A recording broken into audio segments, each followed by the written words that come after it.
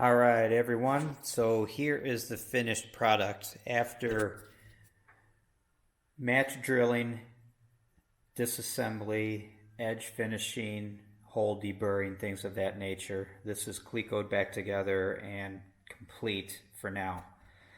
So again, just some reminders. Check the twist on this. You don't want this twisted, so this needs to basically be parallel with this deck piece here. You don't want any interference with this plate where it tucks up into this deck piece in around this slit. You want some clearance. You want this piece tight up against the underneath of the longeron, but you don't want the edge of this piece to interfere with the corner of the longeron. The inside corner of the longeron is going to be radius, so you don't want the edge of this to interfere with that radius. You want to make sure it fits nice and flush, tight up against the flat of the longeron. But you don't want to take away too much material because you need to maintain edge distance on these here. So everything is clecoed, and clearance here is good. You don't want any gaps in here or up underneath in here. You want that to be a nice tight fit. And then you also want a tight fit between this plate and this in here. You don't want any major gaps. And then again, up underneath here, this edge, this heavy aluminum angle to the cover plate, you want that nice and tight too with no gaps. And I believe that is it, as I said, for now, because next up we have to fit the cross brace that goes from this side over to that side. And I believe I'm going to do that next. Another thing that's going to be a problem, you have rivets that come into this longeron from the side, and then you have rivets that come down from the top, and there's interference back here where that heavy aluminum bracket is. So at some point somebody's going to have to be a pop rivet type of rivet, but I'm not going to rivet any of this together. I'm not going to rivet any of this together anytime soon, because there's skins that have to tie into here. These top skins tie into these rivets here. And like I said, these rivets are going to hit that heavy aluminum angle up underneath. So that's probably going to have to be relieved a little bit, and these will probably end up being pop rivets or something like that, but I'm not there yet. So these are done. Next, I'm going to probably start fitting the cross brace through here, and or I'm going to start fitting the forward deck plate that goes in here. It's kind of a wedge shape that goes in here. I may start fitting that next. But eventually I'm going to have to do some riveting, because I believe they want these riveted in place sooner than later. But all in due time. So there it is. There's the right side. Over there's the left side. And then I'm going to tie them together with the cross brace that is also included with the kit, the seat mod kit. All right, I'm going to take a break, and if I do anything interesting, I'll break out the video camera. All right, talk to you guys later. Howdy, everyone. All right, so now I am working on fitting this cross piece that you see here. This is also part of the anti-splat seat mod that I've been working on. As you can see, I've got the end pieces still clecoed in place on both sides. and I'm fitting this crossbar. You can also see that I've got a plumb bob hanging from it. That was just for my own peace of mind. I've got the plumb bob roughly centered between these two center holes here. And again, this is not exact. I didn't measure to find center. I just basically put the plumb bob, what looks to be center, between these two holes and let it hang down. And then I looked at where it fell in relation to this center area here, and it looks like it falls pretty much dead center, because there's a tunnel that goes here that connects these two pieces together, and underneath that is the flap motor. And I just wanted to make sure that I can get that somewhat straight. If for some reason this piece was way off, those two pre-drilled center holes were way off, that cover would be at some kind of an odd angle. So this was just to give me a peace of mind that yes, those two holes that are pre-punched in the center of this piece are roughly centered to the fuselage. I've got the piece clamped in place temporarily, and I'm not going to try to get a camera up underneath, but this piece, when you look at it, it comes all the way underneath the longeron, and it's got an ear that comes across, and the ear kind of sticks out this way. I had to cut that ear back. I had to trim it back because it interfered with the aluminum angle that's underneath here. You know what? Picture's worth 1,000 words, right? I might as well get in there and show it to you.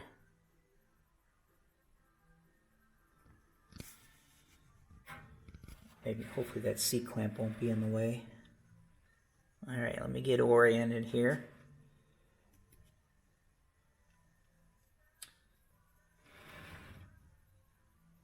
So let me see, what am I looking at here? So I can't get it in focus, and I can't tell what the heck I'm looking at.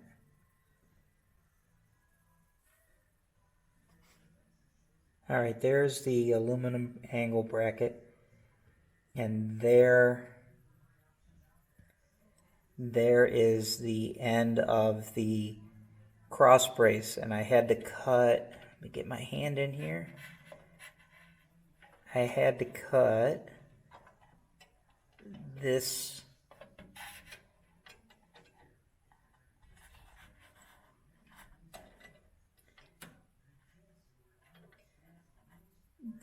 area right here. I had to cut that back so it wouldn't interfere with the aluminum angle. And it's too bad that clamp is in the way.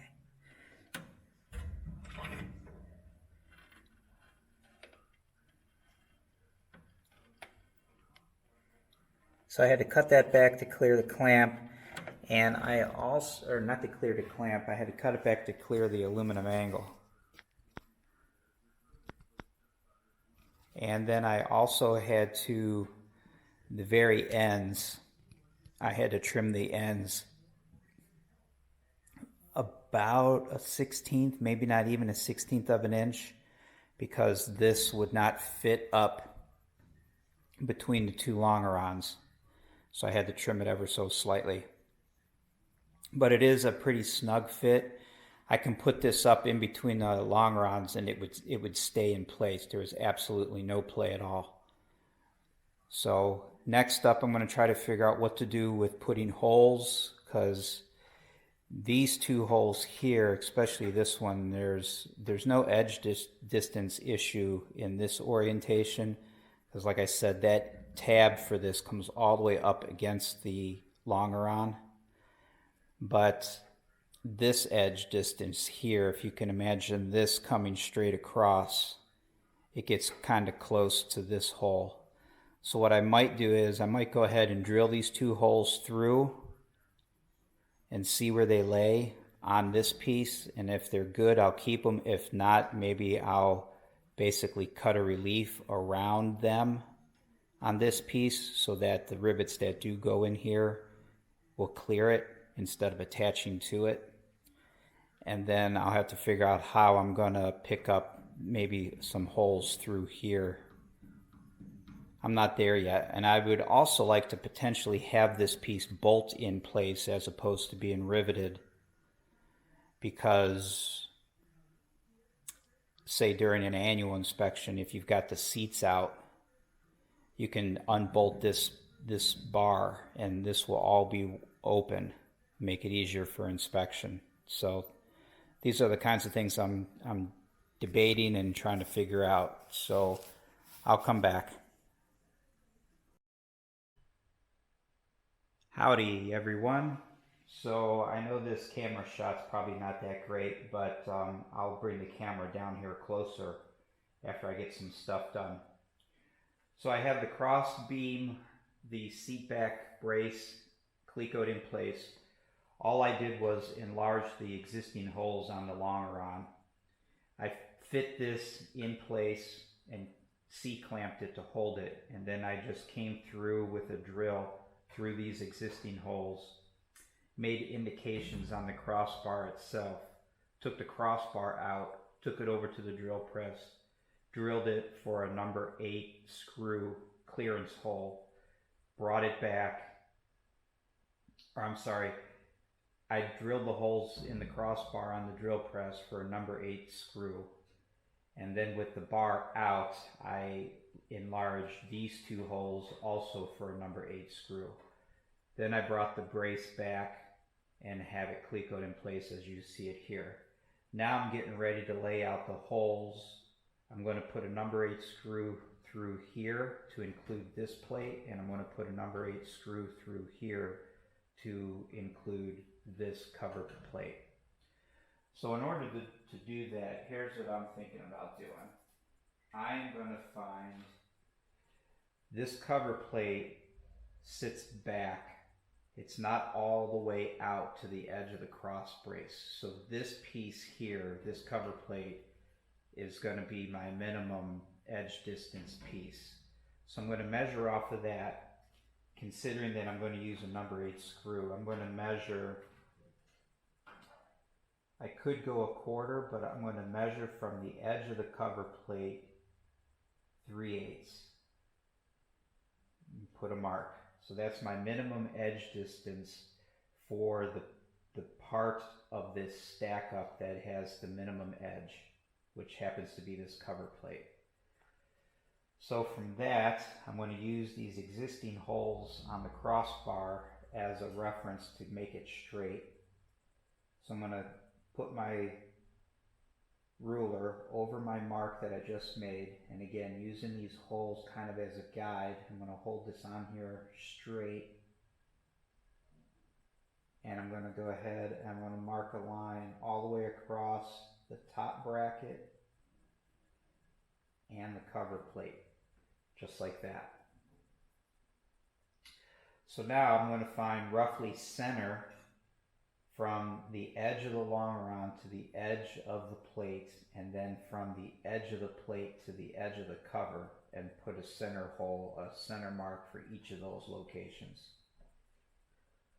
So I'll just make a guesstimate here. This is roughly 1 inch, so we're going to look at roughly a 1/2 inch,